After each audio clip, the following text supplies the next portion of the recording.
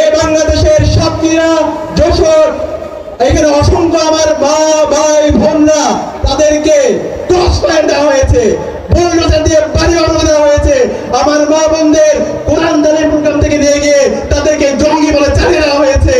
আমাদের ভাইদেরকে স্কুল কলেজের সিলেবাসের বই নিয়ে তাদেরকে জঙ্গি হিসেবে চালিয়ে দেওয়া হয়েছে।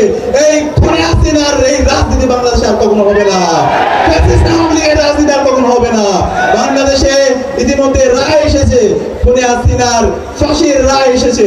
খুব দ্রুত সময়ের মধ্যে এই খুনে হাসিনাকে ভারত থেকে বাংলাদেশে নিয়ে এসে তাকে ফাঁসির কাস্টে ঝোলাতে হবে ইনশাআল্লাহ।